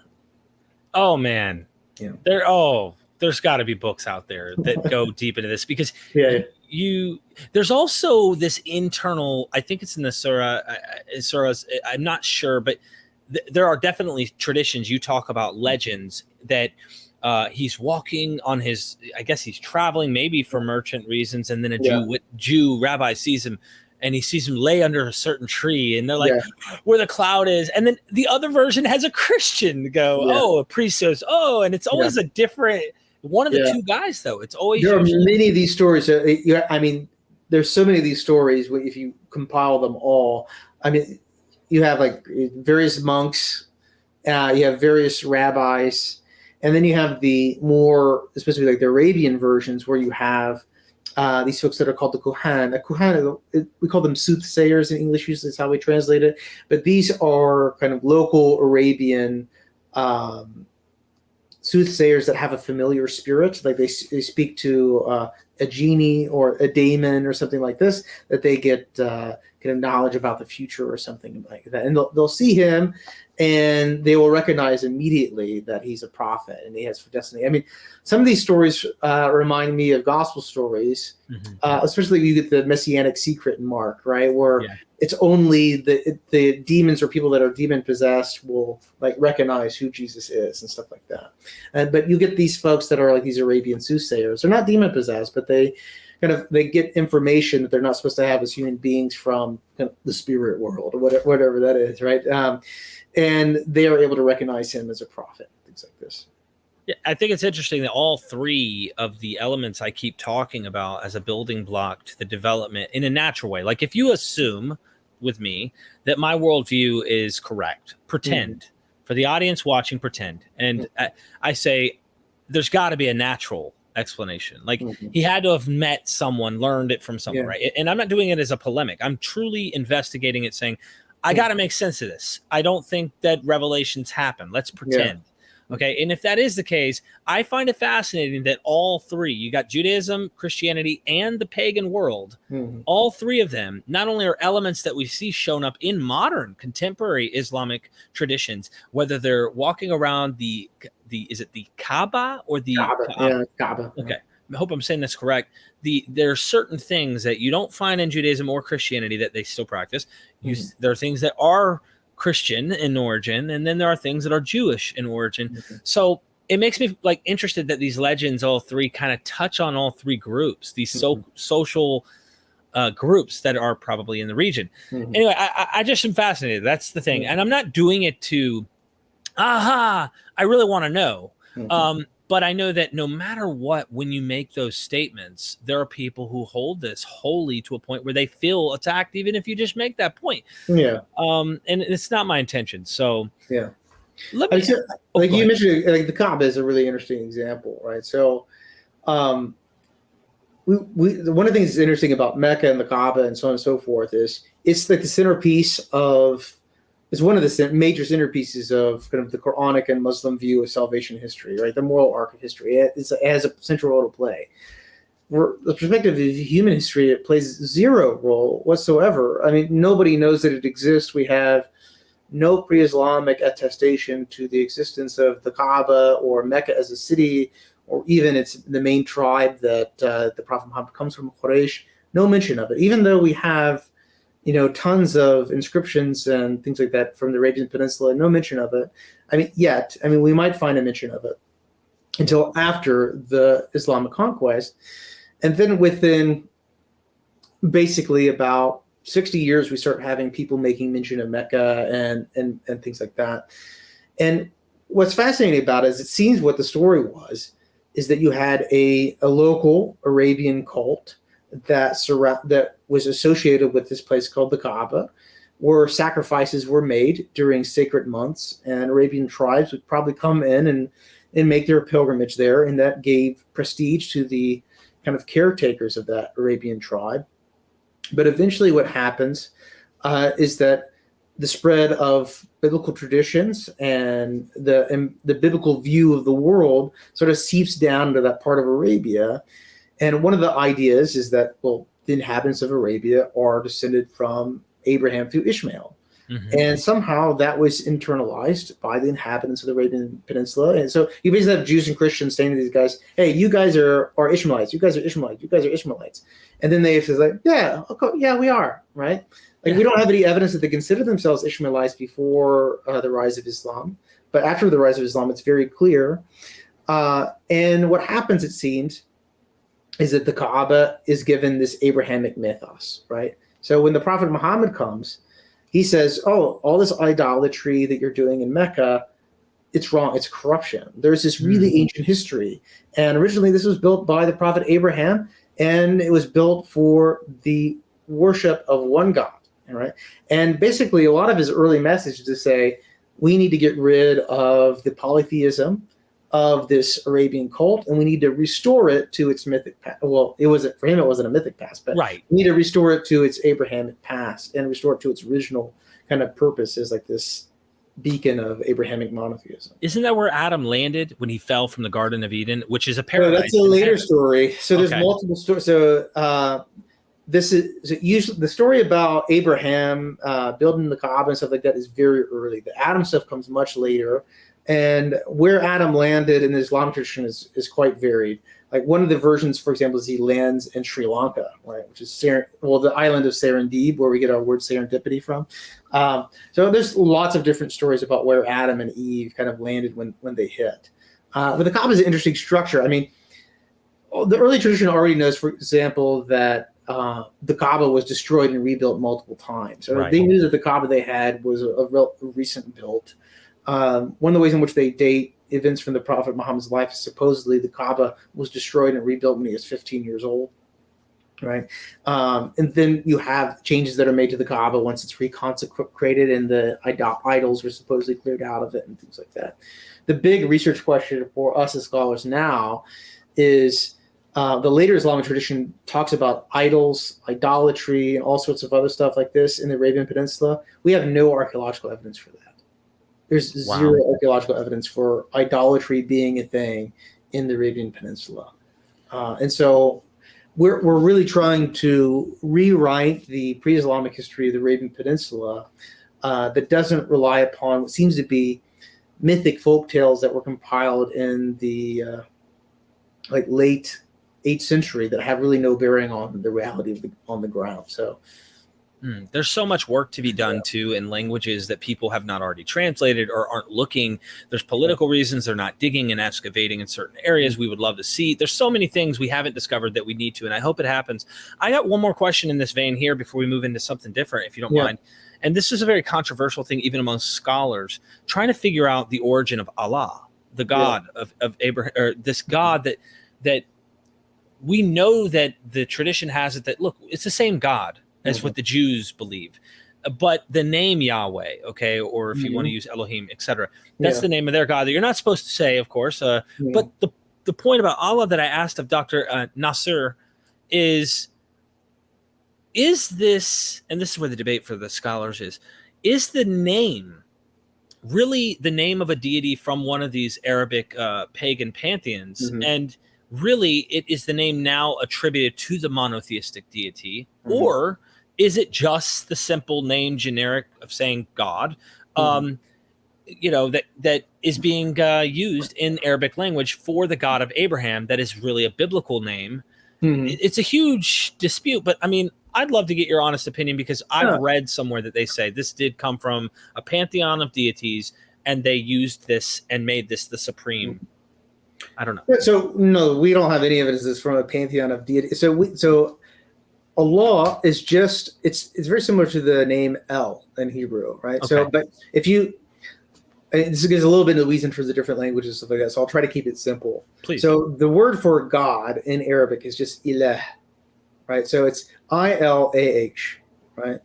And if you add the God, right, then it's AL, right? And then we usually put a dash to indicate that it's a proper name. It's just al-ilah means the God. And that seems to be a pretty straight Arabic calque of the Greek hotheos, which is just the God, like the one God, right? And eventually those two L's, like the el-ilah, they become fused. And and it's pronounced Allah. Right. And so that's where the name of God seems that it comes from. And we have, fortunately, a significant body of pre-Islamic inscriptions that are written in Arabic, that are written by Christians, that use kind of Arabic, and they use this word ilah and things like that, where they say el-ilah and things like it's. That seems to be what it just means, the God, right? So one of the things that we're struggling is right now, if you read the earliest accounts of pre-Islamic religion written in Arabic by kind of these the early scholars that wrote about them, they're mostly writing in Iraq, so they're not writing in the Arabian Peninsula itself, and they're writing in the late 8th century, early 9th century. They describe for us a Arabian Peninsula is dominated by idolatry and polytheism in a very literal and crass sense. I literally mean like having a statue that you worship. And there's stories told that about a tribe that made a statue, an idol, out of dates and animal fat, and then they got hungry and ate it and things like there's a lot of silly stories. Okay, and the thing is, a lot of early scholarship, because they didn't really have so much access to what was going on in the Arabian Peninsula, took these stories maybe a little bit too seriously.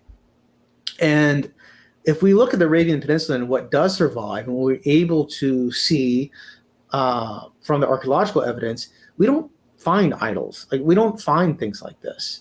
There are interesting survivals that you get in Islam that seems to have fallen away both with Christianity and Judaism, and were even outlawed in the Roman Empire. Like, for example, animal sacrifice.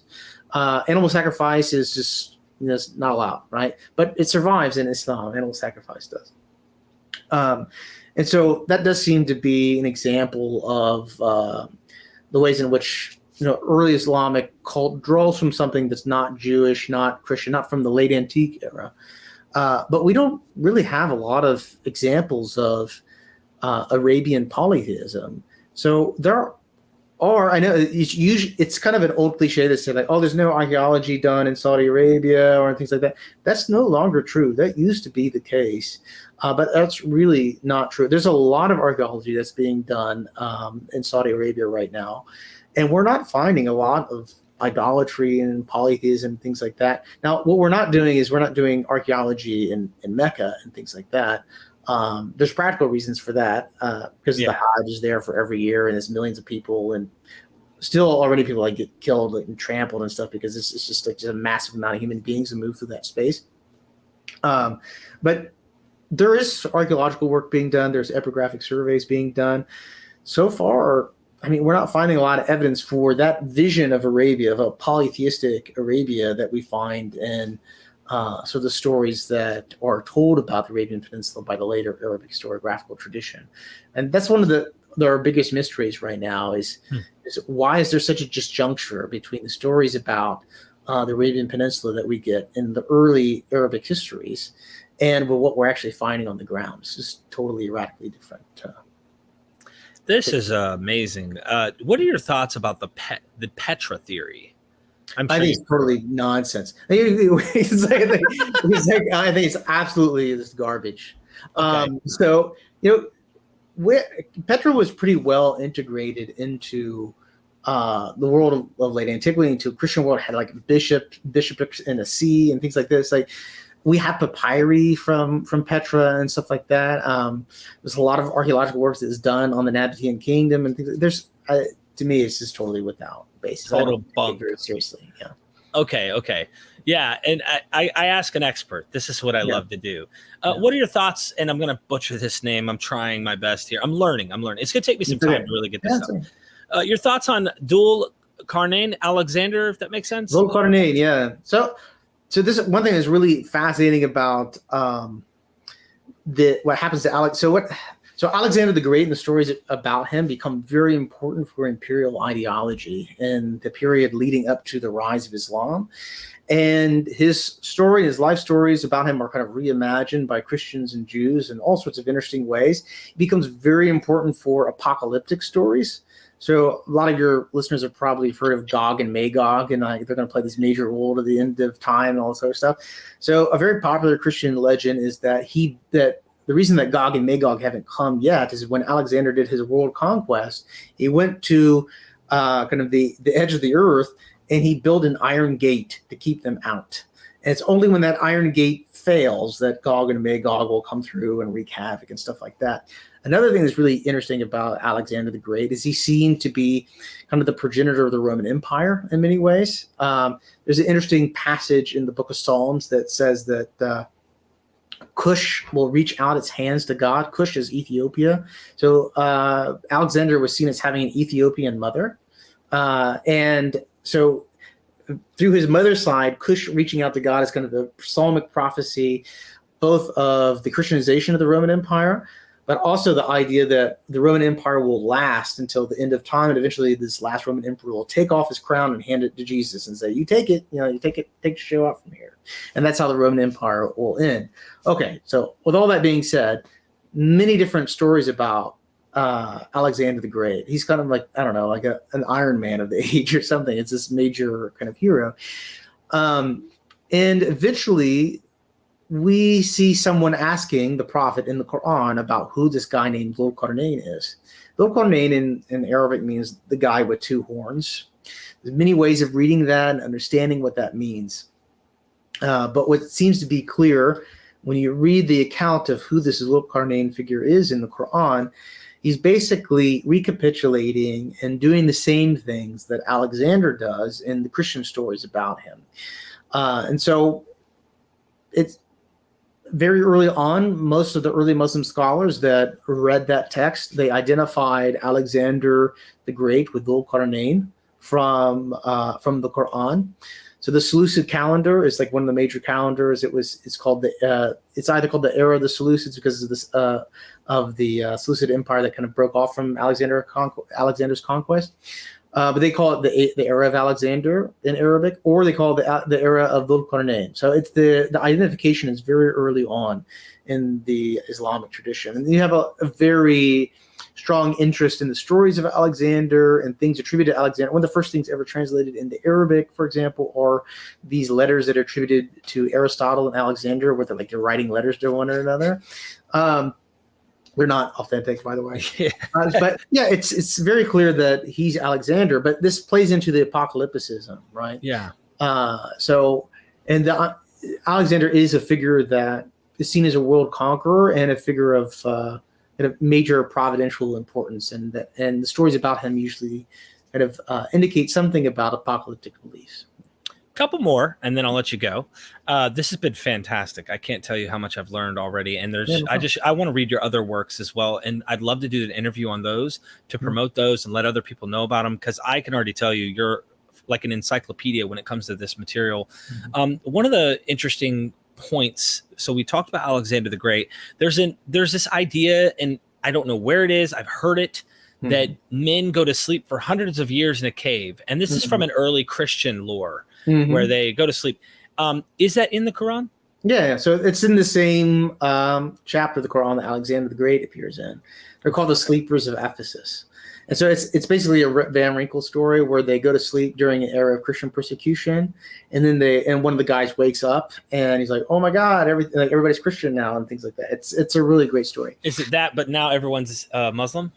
No, so it doesn't have Muslim in there, but they do. The story does have like it's a story about providence, right? How things can change in which you don't imagine. I can't remember if they're called Muslim or not. When they say Muslim in the Quran, a lot of times the word doesn't necessarily mean Muslim as a separate identity. A lot of times it just means like a worshiper or one who submits to God. Like Moses is called a Muslim, Abraham is called a Muslim, and things like that for that reason.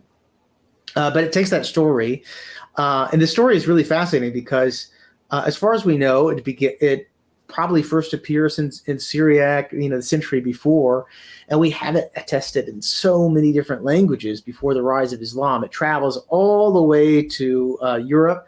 It appears in the writings of Gregory of Tours. He writes the story in Latin. He very explicitly says that he gets it from a Syrian trader, is where he heard the story from.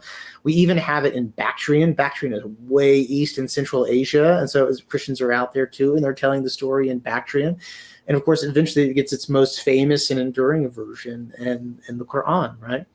And one of the things that's fascinating about this too is that when the early exegetes of the Quran are retelling the story in a fuller and longer way, they seem to themselves be relying upon a Syriac source to give the fuller version of the account. Yeah. Wow, I love this textual intertextuality, or seeing stuff like that's amazing. Apocalypticism, one of the big questions I had on my mind, because I studying New Testament, Christians are still waiting for Jesus to come back, right?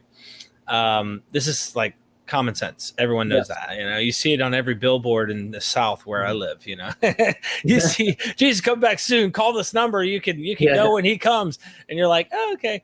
But scholars, Bart Ehrman, I talk to these guys. I'm talking to Elaine Pagels, Bart Ehrman, Mark Goodacre, just left Princeton University 3 weeks ago, went and visited in person, and you quote him in your book, Dr. Del C. Allison Jr., wonderful guy, brilliant mind.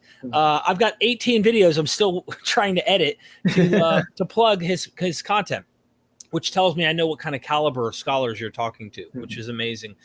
He wrote a book right back here at the end of the age. Here it is, right here, the end of the age has come. And of course, it came and went, meaning it never actually happened. Yeah. So all of the apocalyptic ideas that happen in history all fell. Now, that doesn't mean there isn't ex eventu material or some things that are always written as though they have been fulfilled, leading up to a still expectation something's got to happen. Mark writes his book, the gospel, acting like it's about to happen. Well, how do we know? Well, saw what happened to Jerusalem. Well, they act like it's still future, but it's ex eventu, and it's about to happen. Is there any indication? I'm completely ignorant on the Quran and like knowing this material, but is there any indication of something like that where, and I'll give you one example and then you could just take it. You probably know 5-10 examples of this, where Muhammad said to some guy that this young man, before he's 100 years old or something like that, that the end will happen. And that expectation was here's something we could test, to see when they thought things were supposed to go. Yeah. Do we have anything like that? So this is an interesting way to put it. So the Quran doesn't have anything like that per se. I'm trying to think about the way to answer this question. Okay, there's a theory right now bouncing around that's interesting. So in order to answer it, I have to make an assumption that maybe not all the people in my field would agree with. Okay. And this assumption that I don't think is an assumption. I think that it can be substantiated, but maybe not everybody would agree with me. So I think that it is possible, if you look at the corpus of the Quran and you pay very close attention to its language, that you can say one part of the Quran was written in this time period, and another part of the Quran was revealed or written down in this time period. So I would say before Hijra and after Hijra. So before 622, after 622. And so if you start there with that assumption, I strongly think that the Prophet Muhammad had a transformative moment in his early career because he was initially started as sort of this apocalyptic preacher that was warning Mecca and the Meccans in his early phase, where he encountered a lot of hostility, that if they did not abandon what he called shirk. This is worshiping things alongside God, praying to things alongside God. And if they did not reform kind of the worship of the sanctuary, the Kaaba, that a huge cataclysm was going to come, that the Meccans would just be totally destroyed. And it never happens. So he preaches and he preaches and he preaches. I kind of imagine like the street corner preacher is like, it's going to happen. It's going to happen. This doesn't happen. Right. Right. And so the question is like, well, does the fact that the destruction of Mecca never happened, does this have some effect on the message? And one of the reasons why I believe that he thought it was imminent and was going to come is a lot of these early texts use examples like the destruction of Sodom and Gomorrah, the flood narrative from Noah, basically stories of prophets that preach to a people about their destruction. They do not heed the prophet and then they're destroyed or something like this. And so that doesn't happen. Eventually, he's the one that's persecuted. He's the one that's kind of kicked out of town. Okay. And what seems to eventually happen in the Medinan period is he kind of seems to transform his understanding of his role as a prophet and the role of his community. And so I think the idea that happens then that it's not some kind of outside force, it's going to be the cataclysm or going to be the instrument of destruction or the instrument which God uses to punish idolatry, polytheism, whatever he's preaching against. But rather it's going to be he and his community himself. And this is basically the idea of jihad, right? So the idea of jihad is that they are kind of the instruments of punishment, right? That God is going to kind of punish those and use them as kind of the instrument to do so. And this is a very common apocalyptic theme too. So if you read like in the most of the early Christian responses to the early Islamic conquest, and of course they ask like, why does this happen, right? Why is this happening to us? Why are we being conquered and things like that. Anytime something bad happens, I always kind of make this joke with my students that, nowadays when something bad happens to us, like a flood comes, or family dies, we say, oh, there can't be a God. How can there be a God, right? Right. But back then it tended to be like, well, what did we do to deserve this? We certainly must have. Yeah. And so that's what they say. They say we must have been sinners. We must have been something bad. And so where the Muslim says like, yeah, you were sinners and we're part of your punishment. That's kind of there's a quote, I think, and I might be butchering this. I thought it was Sun Tzu, the Art of War, where he has this famous quote where he's saying, I'm going to come, and it might not be him. I might be wrong. You might know this, but he's like, I'm the weapon of God. I am the instrument of judgment. Yeah. One of the earliest generals of the army, he was called Saifullah. He was called the sword of God. It's Khalid ibn al-Walid. And the sword is a key. You talk about the sword being a key to paradise. So you want to get in. You want the key to the door. It's interesting because I think early strange versions, I guess you could call them strange because we don't really hear much about them, but like Enochian type of Judaism stuff, they have like passwords to get through certain gates where they have to know the names of the angels and stuff. And it's like, oh man, this is pretty cool, but it's kind of saying, no, we got the password and it's a sword. You're going to let us in. I think it's interesting. I'm glad that I'm not living in an era where we have to do that anymore. or well, people are doing that in the world, but I guess I'd like to end it there. And I just would ask more of this is more of a personal question, if I may ask, and it's not about your beliefs. It's more about like where you hope to see scholarship help the world in understanding of Islam, both from Islamophobes, and they are out there. There are people who are adamantly against people who are Muslim. And, I don't want to be painted that way. I really want people, they might feel that way because I've interviewed a lot of these ex-Muslims on the internet. I'm a skeptic. I jab at religions and things like that critically. But as people, I really don't want to come across that way. So what are your hopes for the future of your work and others in your field to try and maybe help the world not view Muslims this way? Simultaneously, do you hope that it also is going to maybe stop the more extreme versions out there that or people that take it so far that they're still living in the 7th century, if that makes sense? I hope reform happens. I want people to allegorize. And I know there's a lot of people who are ex-Muslim. No, you can't reform. And no, BS. Christianity's done it. Judaism has it. I mean, like, let's try to become better people. And that's just my opinion. What are your thoughts? Yeah, I mean, that's a really big topic. So, I know it's a personal question. So I would say in general, like one thing that I would like as a scholar, like speaking as a scholar, is what I would like to see out of scholarship and out of scholars that are work on these materials is to, like, I'll put it this way, like a New Testament scholar, I think, would have a hard time taking himself seriously if he did not have extensive knowledge of like Second Temple Judaism and the history of Judaism in general, and knowledge of the Hebrew Bible, even if maybe he or she doesn't know the Hebrew Bible or something like that. Still, they have to have a general awareness and things like that.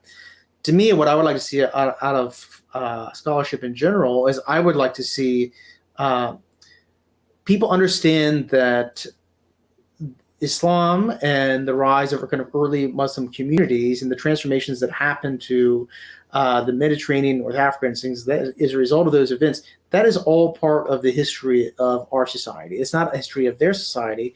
It's a history of our society. We're kind of belong to kind of a single part of the inhabited world. And I would like to see kind of the study of Islam and the Quran and its early traditions and Judaism and Christianity, etc., and the other kind of more smaller religious communities just integrated and talking to each other kind of more. Yeah. Now, when it comes to bigger like political issues, modern Muslims and things like that, one thing I would say to Christians and outsiders that are not really familiar with Islam, the Islamic Reformation's already happened. It happened ages ago. It happened centuries ago. Now, what that means, I'll leave on the table because it requires kind of a long amount of discussion and things like that. But most of the problems that afflict places like, the modern Middle East or whatever, they are not fundamentally of a religious nature. Like, they're fundamentally, in my opinion, of a political, economic nature. They have to do with like the legacies of imperialism, colonialism, nationalism, fascism, etc. Like, these are kind of really modern problems that aren't necessarily rooted in, say, the Islamic faith. I mean, if you think about it in terms of Christian fundamentalism, there's nothing that is fundamentally incompatible with a. Sorry, hold on one second. I'm sorry. No, yeah, fundamentalism, and then boom. No, yeah, like fundamentalism and stuff is totally compatible with a society that seems to be open and prosperous, like American society, right? You just have institutional ways of preventing, for example, forcing kids to study the Bible and stuff like that at public schools or whatever. I mean, usually you do. It depends on the region. Yeah. But I think their problems are fundamentally not of, like, Islam is not their fundamental problem. Their fundamental problem are issues that are related to political economy. They're related to the more recent history. This is where a lot of people are not educated on, I think. And it's difficult to know the difference. I mean, I'll give you a little small example. It's not like, say like you're reading the Old Testament for the first time. You've never read the Old Testament, and you're reading like Joshua, how like they're like basically ethnically cleansing the territory that they're conquering, and you're like, that's really bad. But you don't like then walk out on the street, look at your neighbor that goes to, I don't know, First Baptist, and be like, is that guy going to ethnically cleanse me? You know what I mean? You just like, that's just they have a way of either ignoring that text or dealing with it theologically. That okay, cool, right? The same thing with all of these texts, like I came not to bring peace to the sword, and you don't think like, man, does that mean that it'll be impossible to ever write a peace treaty between like France and Germany or something? You don't think of it like that way. So once you get away from the text and once you get away from saying like what happened in the 7th century, the theological apparatus of the Muslim tradition is formidable, it's diverse, it's extremely beautiful at times, very disconcerting at other times. I mean, it's just like the Christian tradition. Like you can find amazing figures like Francis of Assisi, and then you can also find events like the slaughter of the Jews when the Crusaders take Jerusalem. Like you can find all that material in the Islamic side of things too. It's in all of it. Yeah, you're right. Biblically, Old Testament, New Testament. Just a lot. There's a Yeah. lot there to unravel. So that's really well put. I hope our audience takes away and realizes that not everyone who is a follower of these faiths, and most are probably peaceful people. You may disagree with certain cultural things that they practice or think based on their religious aspects. And I suspect there's probably something to this. For example, marriage, ages of when you can marry. These are different cultural things that have developed over time. And in there's certain regions of the world where these things were practiced. It's only us Westerners who think the whole world should act like us and be like us, I do think that this kind of society would be better overall. It's more progressive in a way.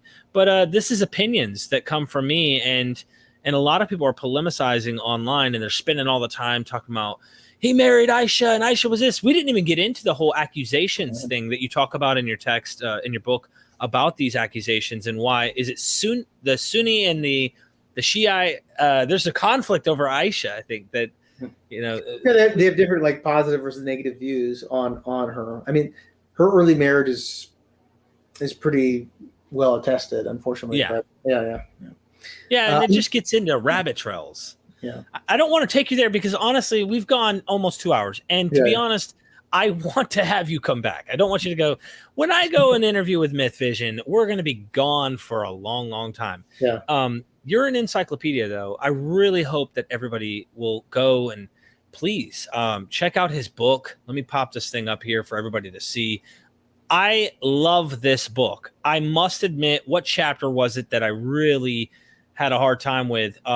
Trying to pull that up here. I think it was when you started getting to the origins of the, I'm trying to get it's the chapter before prophecy and empires of faith. Yeah. That whole tons of tribes, even Ishaq and the Abbasids and like all this. Oh man, it's because I just don't know the names. But I know that you're really flipping over so many stones for people to look into. Mm-hmm. Please go check out the book. You have other works I hope to interview on, as well as join us on the Patreon. We've got tons and tons of video. I mean, like, they're MythVision's experts, nonstop PhDs, experts, you name it. There's Dr. Allison. I made a trip to, I asked my patrons questions, and they want to ask the experts. And as long as the question is, they know the work, and they're not asking like, Sean Anthony, ask him something about Islam. And then they say something like, all right, Buddha walked on water. And it's like, no, I'm not asking an Islamic scholar about Buddha, so try to be focused. But you can help us out there. And thank you so much. I seriously appreciate you taking the time to do this, and look forward to you again. Yeah, my pleasure. Yep. And we are MythVision. Ladies and gentlemen, I hope you enjoyed that show. I have hundreds of other ones on the Patreon, letting you guys know you can help us continue doing what we're doing at MythVision Podcast. Also, you can have questions asked to the academics that I research with and I interview. Your question can be asked in a 1080p high quality video that might end up on YouTube. Like I said, ladies and gentlemen, I want to expose the cults, show these superstitions for what they are, and the errors within these texts and all of these religions to help people realize they're all man-made and that we have what it takes. All we need to do is pull together. And let me tell you something. The religious world has the financial backing that those skeptics such as myself don't have. So if you want to help and be a participant, you can for a little bit a month. It's not much. If you want to go more, you can. But like I said, this is how I can keep the lights on for MythVision.